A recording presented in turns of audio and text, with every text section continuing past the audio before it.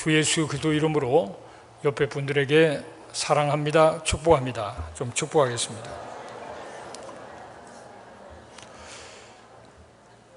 오늘 읽어드린 말씀에 보면은 너희 구원을 이루라 그렇게 말씀을 하셨습니다. 항상 복종함으로 두려움과 떨림으로 너희의 구원을 이루라 그렇게 말씀하고 있습니다. 성경에는 우리가 구원을 받았다, 또 구원을 이루라, 또 구원의 완성에 대해서 말씀을 하고 있습니다. 구원을 받았다는 것은 과거적인 구원으로 우리가 예수를 믿음으로 죄사함을 받고 하나님의 자녀가 되고 천국을 확보해 놓은 상태를 이미 구원을 받았다 그렇게 얘기합니다. 또 우리 주님께서 이 땅에 다시 오실 때 잠자는 자들이 먼저 일어나고 살아있는 자도 호련히 변화되어서 부활의 영광스러운 몸, 육체의 구원, 그 자리로 우리들이 나가게 된다고 성경은 말합니다. 그러므로 우리가 이 땅에서 살아가면서 구원을 이루어야 되는데 그것을 열매적인 차원에서 본다면은 성령의 열매, 내적인 열매, 인격의 열매를 맺으면서 예수님을 닮아가는 것이 구원을 이루는 것이고, 또 천하보다도 소중한 한 영혼 구원을 위해서 우리가 복음을 전해 생명을 살려내는 그것이 바로 외적인 열매로 열매가 풍성해서 하늘에 상 받는 삶을 살라 그렇게 말씀을 들었습니다. 이것을 한마디로 줄여서 얘기하면은 하나님께서 우리를 지으시고 때아름에 구속하신 내 삶의 목적, 존재의 목적을 이루는 것, 그것이 바로 구원을 이루는 것이다라는 사실을 말씀드리고 싶습니다. 우리 모두는 인생을 최상의 수준으로 살기를 원합니다. 무언가를 많이 가졌다고 해서 최상의 인생이 아니고, 어떤 높은 위치에 있다고 해서 성공의 인생인 것이 아니고, 최상의 인생이라는 것은 나를 지으시고 나를 구속하셔서 하나님의 자녀로 삼으신 그 하나님 아버지의 뜻대로 사는 삶이 최상의 삶이요 최고의 성공인 줄로 믿습니다. 그래서 우리가 중요한 것은 하나님의 뜻을 아는 게 중요한 겁니다. 오늘 우리 가운데는 너무 어려운 문제, 인간의 힘으로는 손댈 수 없는 어려운 문제에 처해 있는 분이 있을 겁니다. 또 우리 가운데는 뭔가를 어떤 결단을 내려야 되는데 너무 이게 중요하기 때문에, 어려운 결단이기 때문에 결단을 못 내리고 주저하면서 지금 시간을 보내면서 어떻게 할까 하는 생각 중에 있는 분도 있을 것입니다. 우리 모두에게는 하나님의 뜻이 중요하고 하나님의 그 뜻을 따라 살아가는 그런 은혜 자리로 나가게 되시기를 주의 이름으로 축복합니다. 자, 그렇다면 하나님의 뜻을 어떻게 할 수 있는가? 첫째는 하나님과의 우선적으로 바른 관계를 유지하는 것이 중요합니다. 하나님과 바른 관계를 유지한다는 게 뭔가 하면은, 신앙이라는 것은 어떤 종교적인 열심이나 예배 행위를 가지고 신앙을 판단할 수 없습니다. 예배 열심히 드린 데서 그 사람이 정말 잘 믿는 사람인지 아닌지는 그것만 갖고는 몰라요. 교회 봉사 열심히 하는, 물론 귀하죠. 그러나 그것만 갖고 신앙이 좋다 판단할 수 있는 건 아니에요. 그럼 내 스스로 생각해서 내가 신앙이 좋은 건지 나쁜 건지, 내가 막 새벽부터 열심히 하니까 내가 신앙이 좋은 건가요? 내가 신앙이 좋은 건지 나쁜 건지를 내가 판단을 잘 못한다고요. 그 판단하는 법을 가르쳐 드릴게요.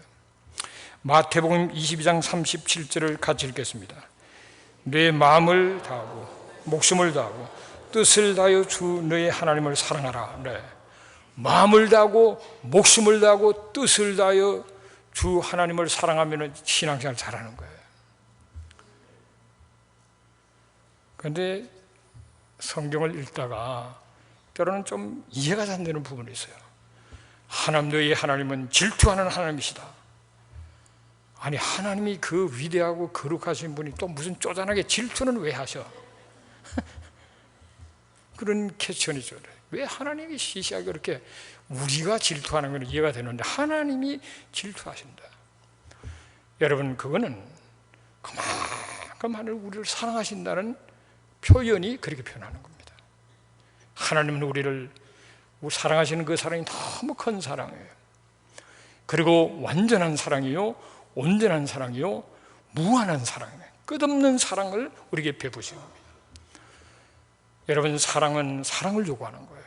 큰 사랑은 큰 사랑을 요구하는 겁니다. 하나님 우리에게 요구하는 그 사랑은 마음을 다하고 목숨을 다하고 뜻을 다하여 주내 하나님을 사랑하는, 그러면 마음 빼쁘고 목숨 빼뿌리면 뭐가 있어? 아무것도 없잖아요. 내 온 마음과 내 인생, 내 모든 것을 다해서 하나님을 사랑하는 것 말이에요. 왜? 그렇게 사랑하니까. 여러분 자신을 하나님께 주는 게 쉽습니까? 여러분 아들을 번제로 바치는 게 쉽습니까? 하나님은 당신의 아들을 죽여서 십자가에 못 박아 죽여서까지 우리를 사랑하셨기 때문에 하나밖에 없는 생명을 주는 것은 절대적인 사랑입니다. 그 사랑으로 우리를 사랑하시기 때문에 그렇게 사랑하라는 거예요. 여기에 하나님의 큰 은혜가 있는 겁니다. 하나님은 우리를 사랑하실 때 개별적으로 사랑을 하시는 겁니다. 누구 뭉뚱그려 사랑해 한 사람 한 사람을 개별적으로 사랑하시는데 무한한 사랑으로 사랑하시기 때문에 그 사랑은 아무리 쪼개도 여전히 무한한 사랑, 절대적인 사랑으로 우리를 사랑하시기 때문에 하나님은 우리에게 사랑을 요구하시는 거예요. 그래서 우리가 그 사랑을 깨달을 때 우리는 감격하면서 마음을 다하고 목숨을 다하고 뜻을 다하여 하나님을 사랑하면서 나가야 한단 말이에요. 오늘 예배 드리기 전에 여기 집에서 여기까지 오셨고 또 준비하고 하셨는데 그 사이에 여러분 마음에 혹은 입술로 하나님 참 감사합니다. 하나님 정말 나는 하나님을 사랑합니다. 그런 고백이 있었던 분, 이러면 또 손 안 들 테고 없었던 분. 근데 우리가 내 신앙이 지금 제대로 되고 있느냐 아니 어떻게 아냐? 내 마음에 막 사랑이 하나님에 대해서 너무 감사하고 사랑하는 마음이 막 끓어오르는 거예요. 이게 지금 내가 신앙생활을 잘하고 있는 거예요. 뭐 예배를 7번 드리든지 10번 드리든지 그게 중요한 게 아니고 그 마음에 하나님의 사랑이 막 생각만 해도 감사하고 생각만 해도 하나님의 사랑이 고백되어지는, 그게 신앙생활을 잘하는 거예요. 그런데 사탄에는 하나님과 우리의 관계를 깨뜨리려고 수많은 방법으로 역사해서 하신 게 아니고 역사를 해서 신앙생활을 잘못하러 하나님에 대해서 이렇게 머쓱해지게 말고 냉랭한 가슴을 만든다. 그래서 말로 죄를 실수하게 하고 행동으로 죄짓게 하고, 그리고 나쁜 습관 때문에 하나님이 점점 멀어지고, 하나님 하면은 뭐가 오는 게 없어요. 하나님 하면 괜히 기분이 안 좋아. 하나님께 감사하고 기뻐야 되는데 하나님 하면 그냥 돌아서고 싶고, 이거 지금 사탄에게 속아서 신앙생활을 잘못하고 있는 거예요. 그래서 그거를 아시기 때문에 우리는 누구도 완전하지 않아요. 누구도 온전한 사람이 없습니다. 그렇기 때문에 하나님은 너무 잘 아시기 때문에 우리에게 완전함을 요구하시는 게 아닙니다. 완전하지 못하다고 해서 슬퍼하지 마세요. 원래 완전하지 못한 거니까. 그럼 하나님 우리에게 완전을 요구하는 것이 아니에요. 순종을 요구하십니다. 그럼 우리가 순종을 100% 잘할 수 있냐? 목사님은 잘하십니까? 그럼 말은 하는데 속으로 그런 분이 몇 분 계세요. 그럼 뭐 목사님은 그런데 내가 답변하죠. 저는 100% 순종 못합니다. 어떻게 제가 순종을 합니까? 그러나 순종하는 태도, 하나님은 그걸 보시고 축복하시는 걸 믿으시길 바랍니다. 우리가 하나님을 순종하는 태도를 가지고 하나님을 사랑한단 말이에요. 그렇게 나가는데 방해되는 것은 만일 우리가 우리 죄를 자백하면 저는 미보시고 어로사 모든 죄를 사하시고 불에서 깨끗게 하신다고 말씀한 것처럼 우리가 자백할 때마다 우리 죄를 사해 주시고 깨끗게 해주기 때문에 수시로 내가 하나님 뜻대로 잘못 살아갔던 것들을 하나님 앞에 자백함으로써 하나님과의 사랑의 관계가 막 넘치는 관계로 유지하라는 거예요. 그러는 내가 기도했으기를 주의 이름으로 축복합니다. 시편 37편 4절을 같이 읽습니다. 내 길을 여호와께 맡기라. 그를 의지하면 그가 이루신다. 그렇게 말씀하셨습니다. 하나님과의 바른 관계라는 게 그겁니다. 하나님이란 사랑이 막 넘쳐날 뿐만 아니라 나의 길을 여호와께 맡겨버리는 거예요. 하나님 앞에 내 길을 맡겨버립니다. 내 한 가지 소원이 있다면 하나님 뜻대로 되기를 원합니다. 그거를 고백하는 거예요. 하나님 앞에 맡겨버리면, 그리고 그를 의지하는 겁니다. 내 한 가지 소원은 하나님의 뜻을 알고 뜻대로 살기를 원합니다. 그래서 예수님께서 십자가에 못 박혀 돌아가기 직전에 겟세마네 동산에서 기도한 내용이 바로 그거잖아요. 내 원대로 마시옵고 아버지의 원대로 되기를 원하나이다. 내 뜻이 아니고 아버지의 뜻이 이루어지기를 원합니다. 그것이 죽음이라 할지라도 아버지의 주신 잔을 내가 마시지 않겠느냐, 그렇게 고백하시면서 아버지의 주시는 그 죽음에 대한 십자가, 그를 정말 기쁨으로 받았어요. 그것이 바로 하나님과 바른 관계예요. 하나님을 사랑하고 생각만도 하나님이 감사하고 사랑이 가고, 그러면서 막히는 것들을 수시로 우리가 불안해하기 때문에 자백함으로 처리하면서 내 인생, 내 남은 하나님의 손에 맡깁니다. 너희 길을 여호와께 맡기라, 그것을 맡기고, 그리고 하나님을 의지하면서 이제는 가고, 하나님 내 이제 한 가지 소원이 있다 그러면 하나님 뜻대로 되기를 원합니다.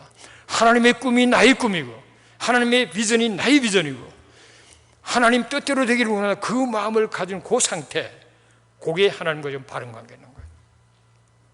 그런 관계를 유지하시기를 주님의 이름으로 축복합니다.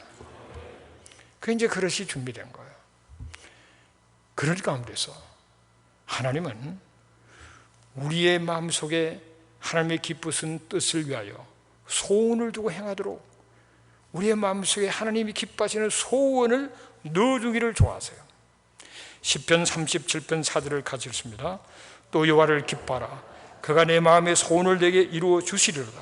빌립보서 2장 13절, 너희 안에서 행하시는 이는 하나님이시니 자기의 기쁘신 뜻을 위하여 너에게 소원을 두고 행하게 하신다 그랬습니다.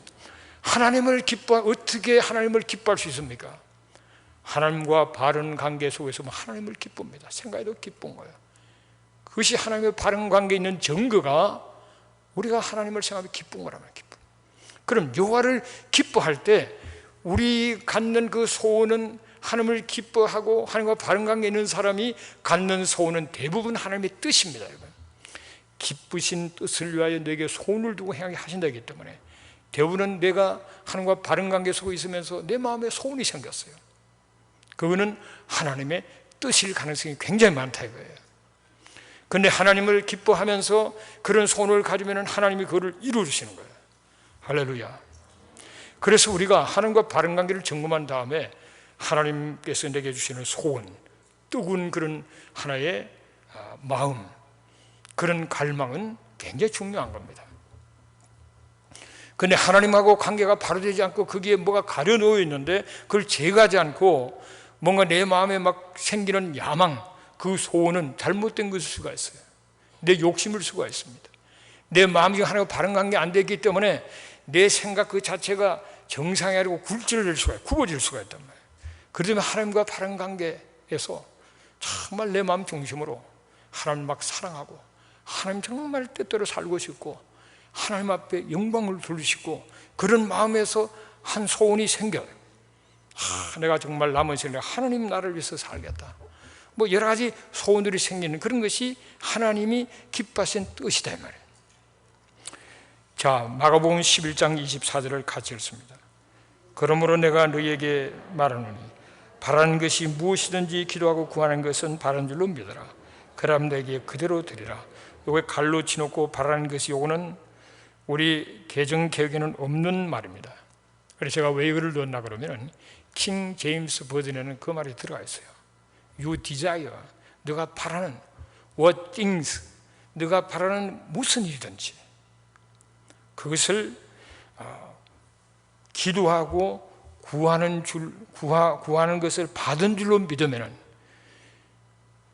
그러니까 내가 바라는 내 소원, 그것이 무엇이든지 하나님 바른 관계에서 내가 갖게 된 그 소원은 하나님이 기뻐하시고 반드시 이룰 것이라는 그런 믿음으로 기도하면 반드시 그렇게 이루어진다 말이에요.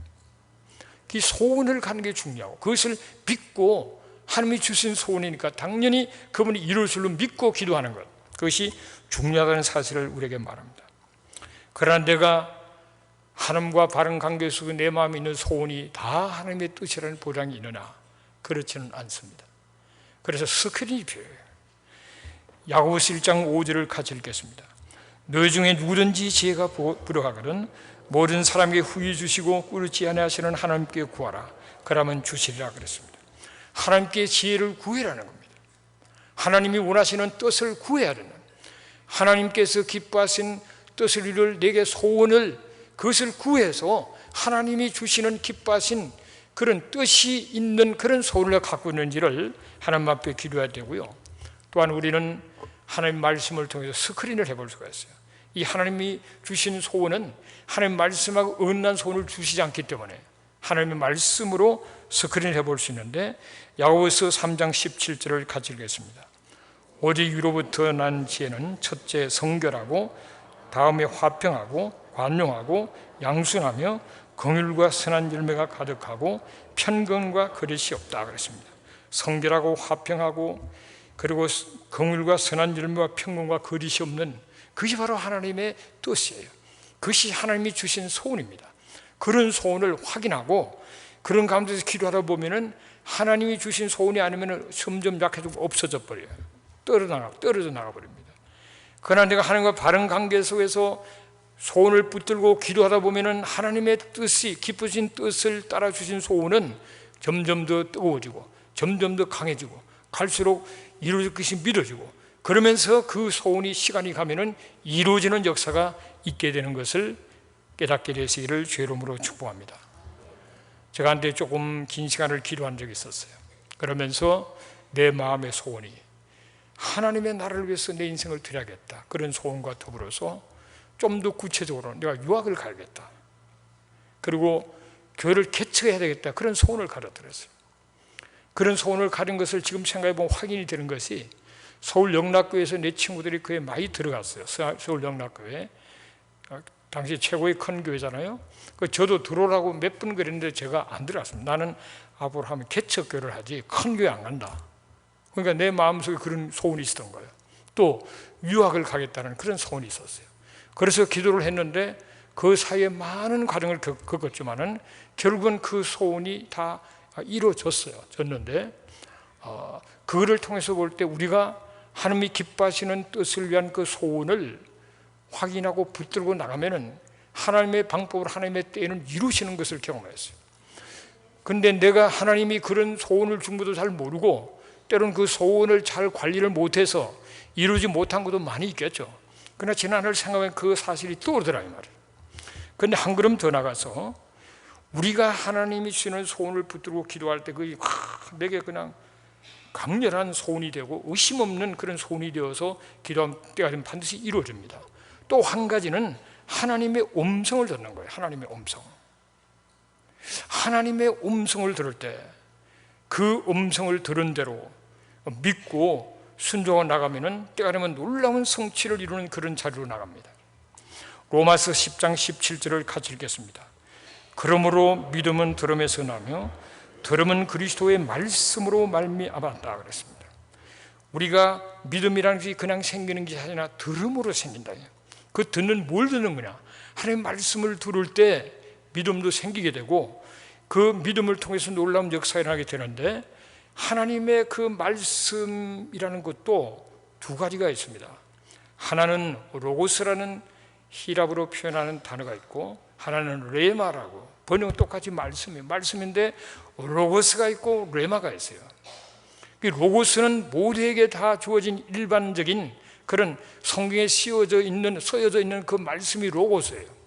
그런데 어느 날 그 말씀이 평소에 늘 봐도 별로 뭐 그런가 했는데 어느 날 내 가슴을 찌르고 치고 불이 되고 능력이 되는 것을 우리는 레마라 그럽니다. 레마.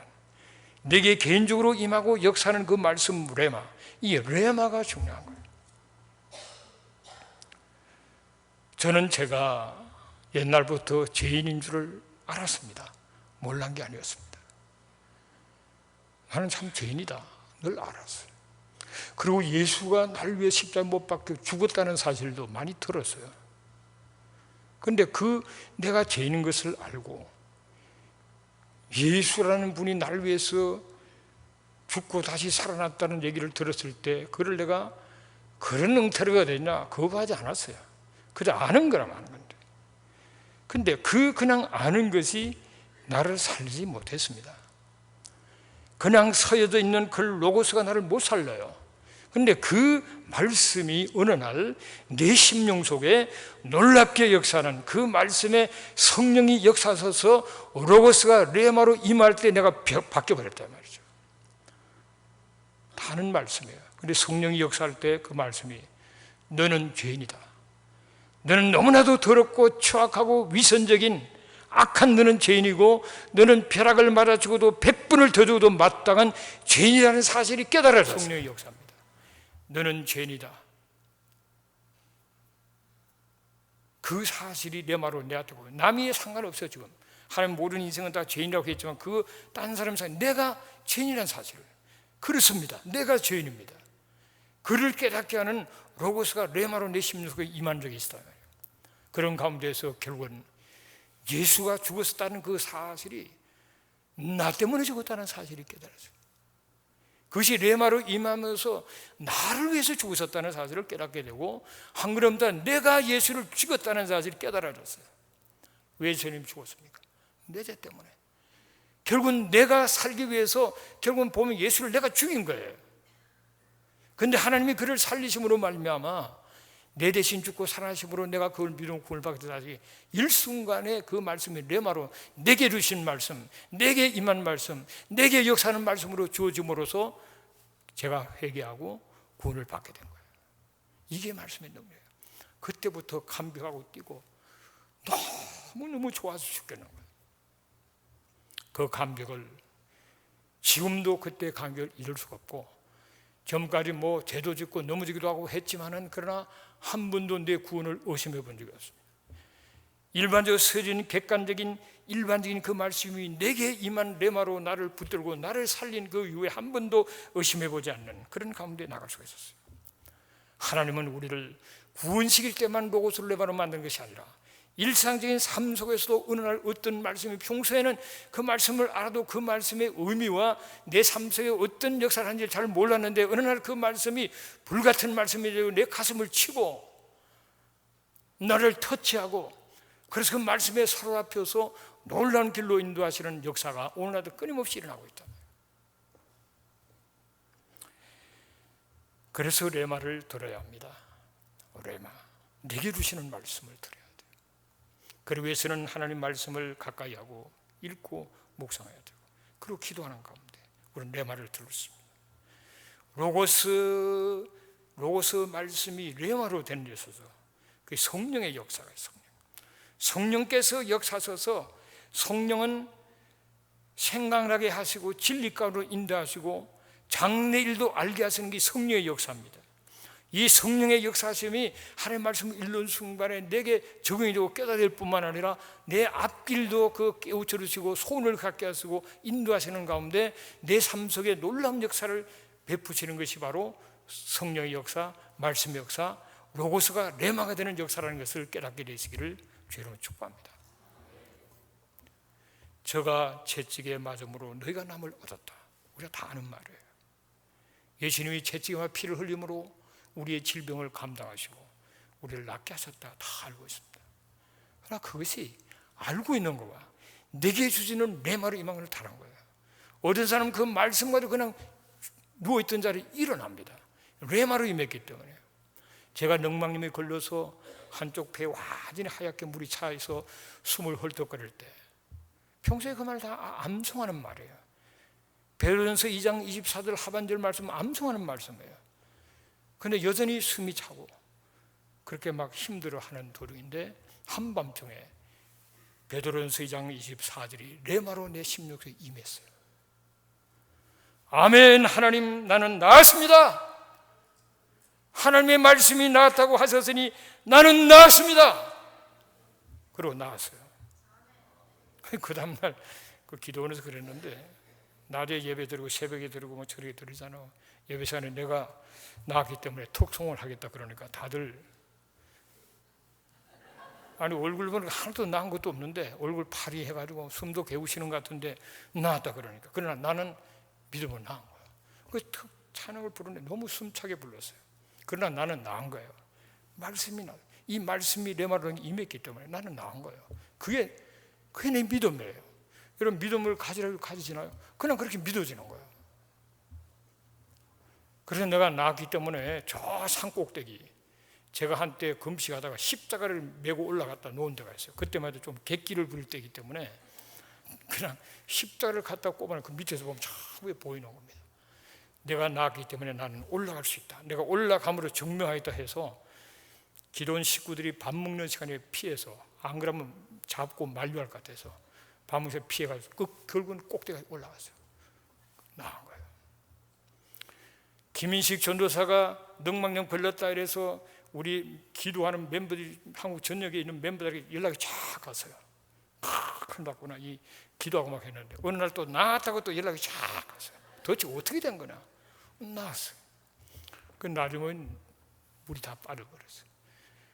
이제 그런 것이 레마입니다. 그런데 일부를 가려고 생각, 그때 늘 알고 믿는 것 같은데 특별한 역사로 내 가운데 임해가지고 그 말씀을 붙들게 되면은 난 나았다고요.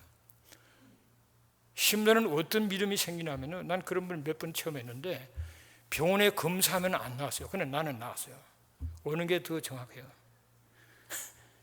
근데 누가 말해서 나는 나았다고 믿고 살아가면 그거 부실을 못해요, 여러분. 그게 이게 레마거든요. 제가 그 뒤에 늑막염 걸린 경험, 그 뒤에 이제 폐병이 걸려서 피를 막 토해서 친구들이 순천에 요양소를 나를 넣었어요. 그렇게 넣었는데 그때 요즘 와서 이제 그 과거에, 그동안 하도 바쁘게 살래, 과거를 한번 연구를 해봐요. 이 날짜를 맞춰보니까 이번에 대구 가서 확인한 것이 1981년 11월 15일 날 천막교회를 내가 가서 인도를 했더라고요. 천막교회를 세운 거예요. 대구교회인데 지금은 늘 푸른 교회로 이름을 바꿔서 작년에.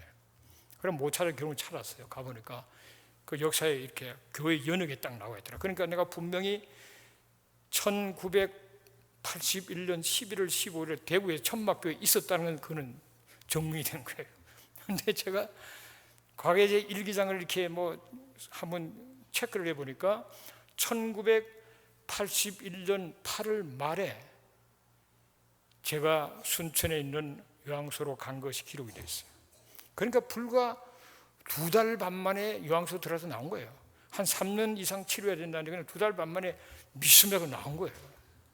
근데 왜 나왔냐? 그것도 레마예요. 내가 거기에서 치료를 갔지만은 그냥 거기 있던 그 전도사는 미국으로 유학 가버려서 내가 그냥 전도사니까 뭐 말씀 잘하고 뭐 이러고 있었어요. 그 다 고신계통 사람들이었어요. 그런데 그분은 가서 나중에 이제 지금도 사역을 열심히 하죠. 그분이. 그래서 잘 모르죠. 그때 얼굴만 한번 보고는, 그분이 내가 들어왔는데 서울에 가서 비자를, 미국에 스칼라십을 공부하러 간다고 비자를 가지고 내려와요. 그러면 서울대 연구가 출신이에요. 폐병 걸려서 요양소에 나와가지고 미국 유학 가려고 비자 받아서 내려오면서 큰일 났다, 이거 내가 환자로 갈 수 없고, 그런데 딱 내려왔는데 내가 딱 들어왔어요. 하나님의 뜻입니다. 그러면서 이 사람은 미국 유학 들어왔어요. 그 나는 치료하러 갔다가 설교하고 그냥 사역 아닌 사역을 하게 돼버렸어요. 근데 그 처음에는 막 가슴을 치고 이러다가 나중에는 이 속에서라도 내가 하나님 일을 한다, 감사하면서 하다가 갑자기 전화가 왔는데, 그분의 최간호 집사라는 분이 있어요. 대구에 계신 그분이 전화를 해서 전도사님, 지금 우리가 천막교를 하게 됐는데 전도사님이 오셔서 예배를 인도해 주시고 이끌어 달라는 거예요. 그래 내가 지금 막 피토하고 도저히 안 돼서 지금 요양소 들어와 있는데 나를, 이 환자를 데려 무슨 개척교를 하냐. 그때 11월 달이면 대구는 춥지 않습니까? 내가 8월 달에 그냥 여름 옷 입고 들어갔다고, 옷도 여름 옷 입고 가방 하나밖에 아무도 없는 사람인데 오라 그래요. 그때 그 말씀이 레마였어요. 여러분, 레마는 성경 말씀만 갖고 레마가 하는 게 아니라 하나님의 역사는 사람을 통해서도 환경을 통해서도 우리에게 강력하게 말씀하는 것이 하나님이십니다. 그래서 개척교를 하라는 사람의 말을 듣고 이게 하나님의 뜻인지 사람의 뜻인지 마귀의 장난인지 분별하다가 믿고 이거는 하나님의 뜻이다. 사람이 이 생각을 이렇게 할 수 없다. 마귀도 바쁜데 개척교회 시켜가면서 뭐 시험 들 건 없다. 하나님의 뜻이다. 레마로 받고 아멘 하고 그냥 간 거예요. 약하고 주사위 가지고 이렇게 갔는데 그게 레마였습니다. 인간의 생각으로는 있을 수 없는 얘기예요.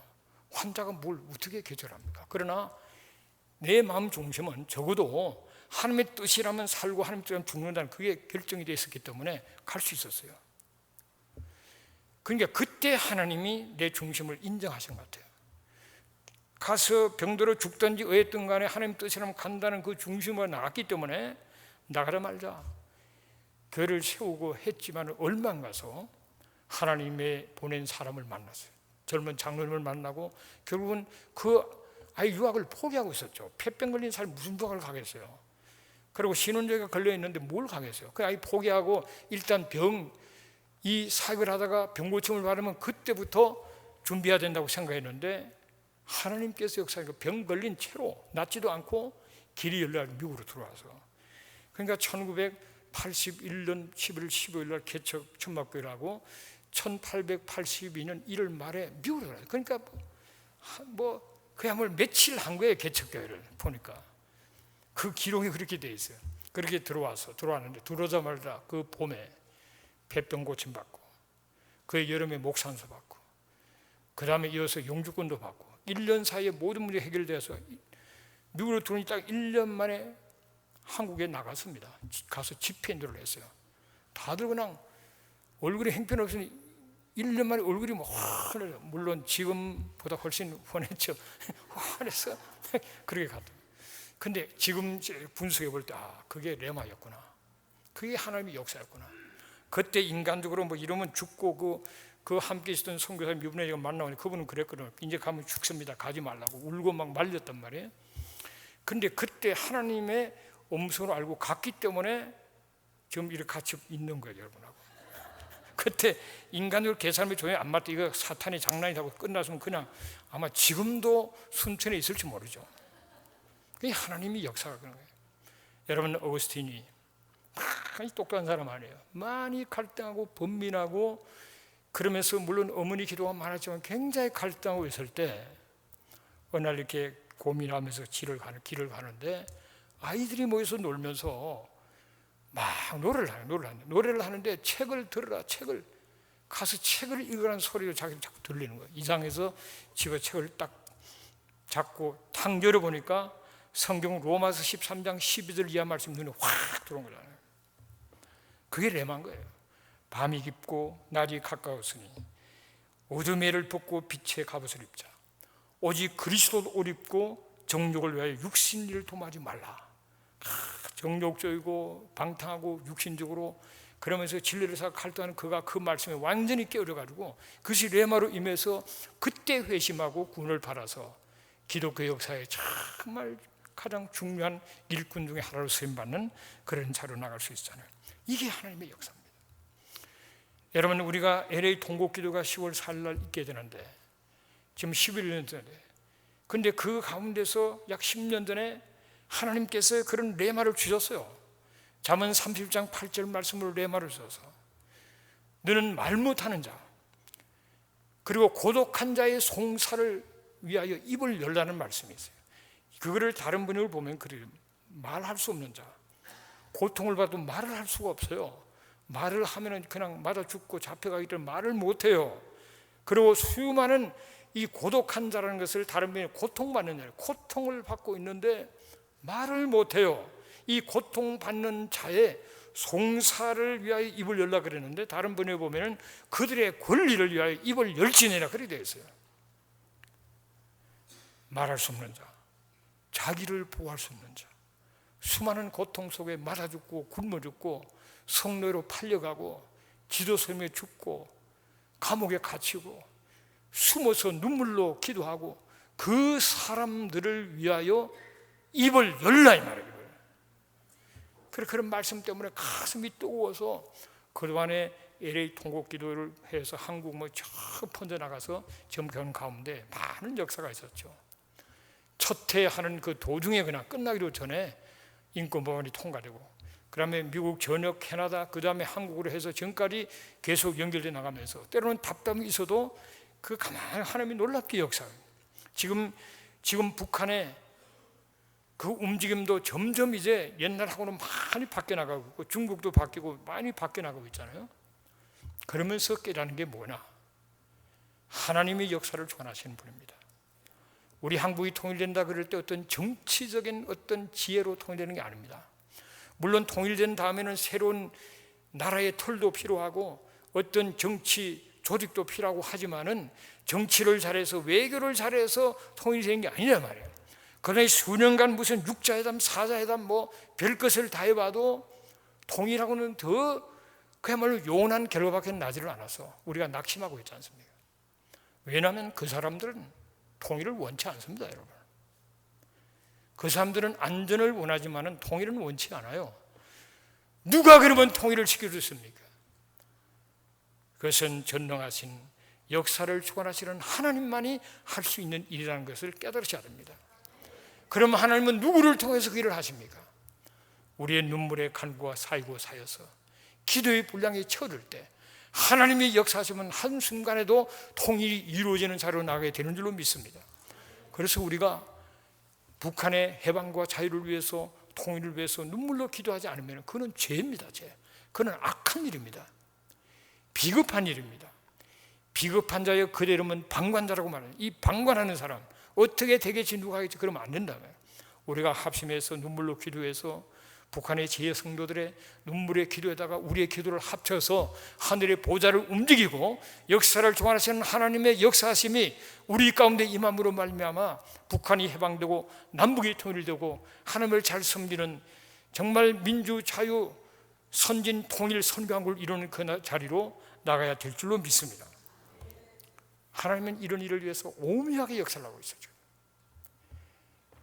KCC 통곡 기도의 한 열매로 한국에 장전교회가 세워졌습니다.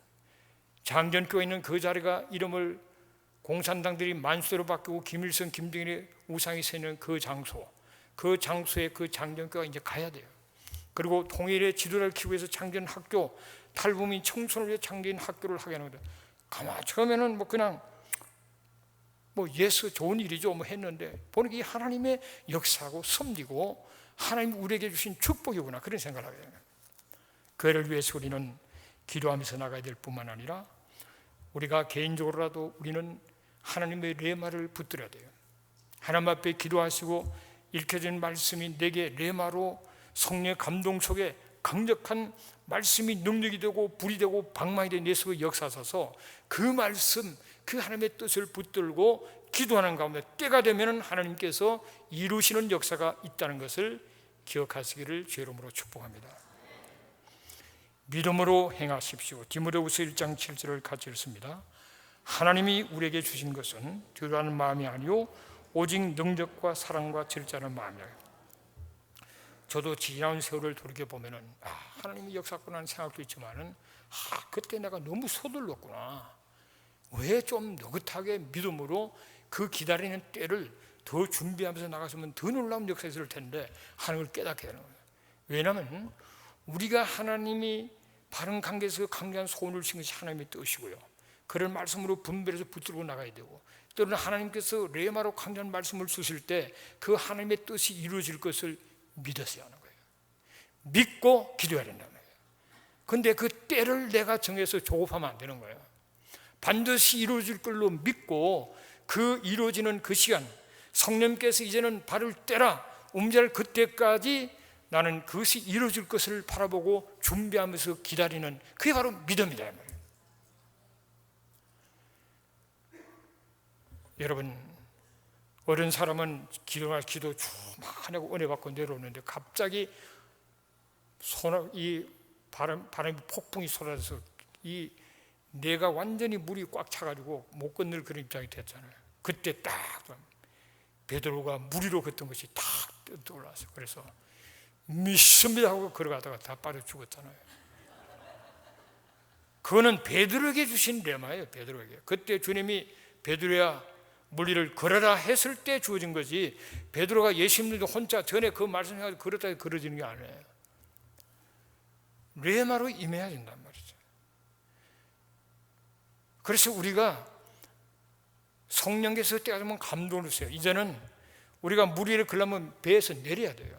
그런데 그거 못 내리면은 베드로가 아니라 그 누구라도 물 위를 못 걷는 겁니다. 베드로가 물 위를 걸으라 그래서 배에서 내리는 믿음이 있어야 됐단 말이에요. 그런 기회가 줄 때 믿음이 없어서 아유 그래 물이 지금 시퍼렇게 하는데 그래 그럴 수가 뭐 이러면서 그럼 끝나버리는 거예요. 하나님의 타임이 주님이 말씀 그때는 그래야 되는 겁니다. 우리가 충분히 소원을 가지고 하나님의 음성을 듣고 그걸 붙들고 막 기도할 때 성령께서 이제는 행동으로 옮기라는 감동을 줄 때 그를 기도하면서 분별해서 행동으로 옮길 때 하나님의 역사가 나타나는 거란 말이죠. 그래서 위기는 기회가 되는 것입니다. 그래서 그때까지 우리는 기도의 분량을 채워야 돼요.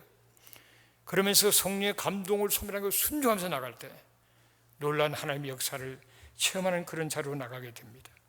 그래서 우리가 하나님이 주신 소원을 붙들고 하나님이 주신 그런 말씀인 내게 주신 그 레마를 붙들고 다 두려워하지 말고 떨지 말고 믿음으로 기도하고 또 기도하면서 기도의 분량을 채워놓은 가운데 하나님께서 성령의 감동으로 소멸하고 믿음으로 움직일 때 거기에 하나님의 위대한 역사가 나타나는 그런 것을 경험하게 되시기를 주의 이름으로 축복합니다. 디모데후서 1장 7절 말씀에도 우리에게 하나님 주신 건 두려워하는 마음이 아니라고 그랬어요. 그런 하나님의 말씀을 듣고 기도하고 나가면 두려움이 떨어져 나가고 마음의 평안과 확신이 주어지는 겁니다. 하나님은 두려운 마음을 주시지 않는다고 그랬어요. 그래서 우리는 오히려 하나님은 사랑과 능력과 적지 않은 마음을 줘서 당당하게 탐나갈 수 있도록 만들어 주셔서 그렇게 순종할 때 위대한 역사를 하나님 허락하시고 정신적으로나 혹은 감정적으로나 정서적으로나 영적으로 하나님은 평안함을 원하신다. 하나님을 믿고 담대함과 평안함을 가지고 반드시 내게 주신 그 말씀을 이룰 걸로 믿고 힘차게 나가는 그런 여러분 되시기를 주의 이름으로 축복합니다. 기도하겠습니다.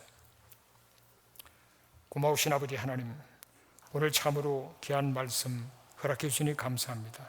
깨닫고 감동받은 것을 마귀에게 빼앗기지 않게 하시고 깨닫고 감동받은 것을 붙들고 기도하는 가운데 그 말씀이 내게 주어진 말씀이 되도록 도와주시고 무엇보다도 하나님을 사랑하며 모든 것을 주께 맡기고 내 뜻이 아니라 하나님의 뜻대로 되기를 원하는 그런 하나님과 바른 관계 속에서 하나님이 기쁘신 뜻을 위해 주신 소원이 무엇인지를 헤아려보고 이 소원을 붙들게 하시고 또 하나님이 내게 주시는 그 말씀을 붙들게 하시고 믿음으로 기도하고 믿음으로 때를 기다리다가 성령의 감동성에 순종함으로 하나님의 때에 위대한 역사를 체험하며 영광 돌리는 귀한 자로 나갈 수 있도록 역사하여 주시옵소서.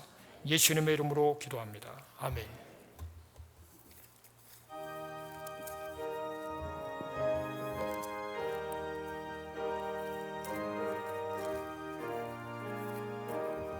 주와 같이 길 가는 것 즐거운 일 아닌가.